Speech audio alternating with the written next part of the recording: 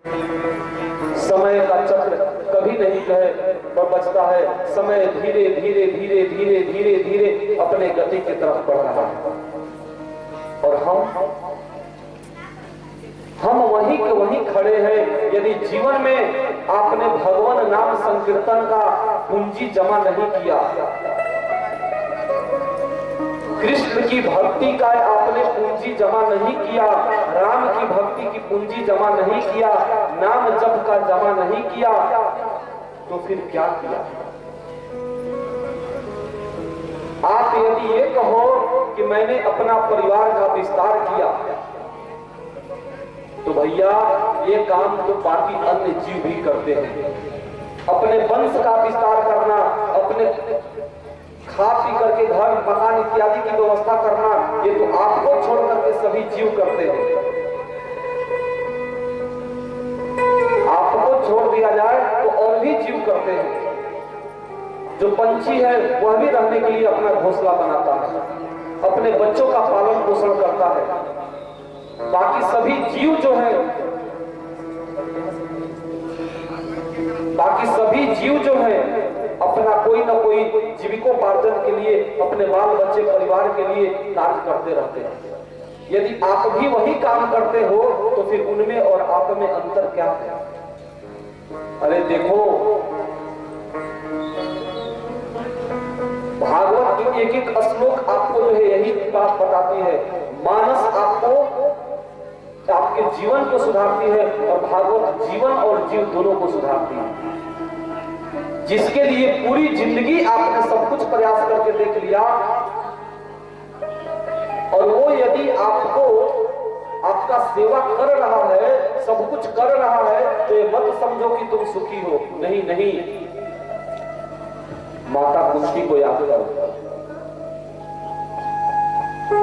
तुम थोड़ा सा भगवान का, यदि तुम बहुत सुख में पड़े हो, तुम्हारे पास जो है पुत्र पौत्र बहू जो है बेटी जितने भी हैं, सब तुमको अगर बहुत सेवा कर रहे हैं, खूब सेवा कर रहे हैं, तो उतने सुखी और खुशहाल मत रहो। इतने सेवा में तुमको उलझाए हैं कि तुम्हें भगवान का याद ही नहीं आएगा। क्योंकि जीवन में अधिकांश जीव तो ऐसे हैं जो दुख में ही भगवान को याद करते हैं। आपके जीवन में सुख ही सुख रहेगा तो भगवान को कब याद करोगे? थोड़ी सी दर्द होता है, शरीर में जो है अस्वस्थ होते हैं, आप कब कहते हैं हे भगवान मेरा कल्याण करिए? इसलिए भगवान से कहो कि भगवान हमको शारीरिक सुख मिले ना मिले, पुत्र बहु अच्छे मिले ना मिले, भगवान में जितना भाव मिले, सुख चैन मिले ना मिले, लेकिन हमको आपकी भक्ति जरूर मिले। आपकी भक्ति जो है हमको सदैव मिलती रहनी चाहिए, ये आशीर्वाद दीजिए। सब छूट जाए, सब कुछ चला जाए, लेकिन आपकी भक्ति का जो है मेरे चित्त से न बिसरे, ऐसा जो है जरूर भगवान से याद करते रहो।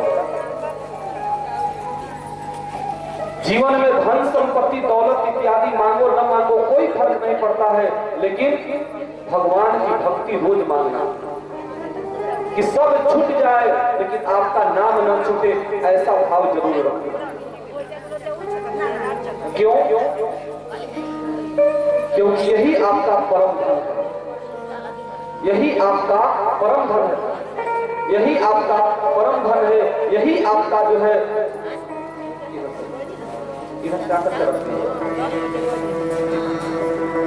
यही आपका परम धन है। सबसे परम धन आपका यही है। क्योंकि जीवन में जिसके पास राम नाम का धन नहीं है, जिसके पास कृष्ण नाम का धन नहीं है, जिसके पास ये बैंक बैलेंस नहीं है,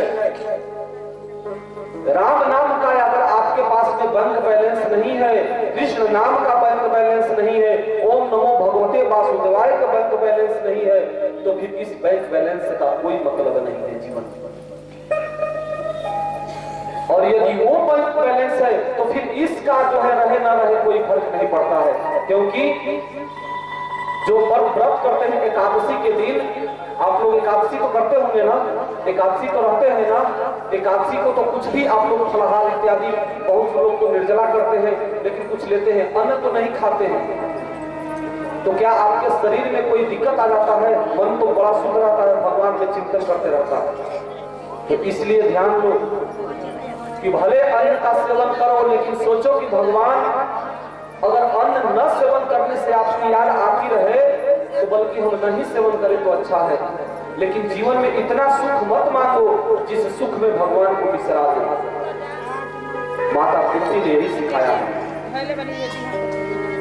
क्योंकि हम लोग स्वभाववश भगवान को दुख में ही याद करते हैं।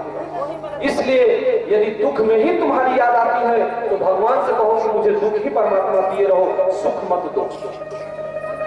क्योंकि इस जीवन में अगर दुख कर लोगे ना तो पुनरपि जननम पुनरपि मननम। अगर इस जीवन में दुख करके खाली भगवान नाम का पूंजी जमा कर लिए तो सोच लो कि तुम्हारा जन्म जन्म का संकट दूर हो जाएगा, जन्म जन्म का जो है कल्याण हो जाएगा, फिर ये सब जोनियों में भटकने का काम खत्म हो जाएगा।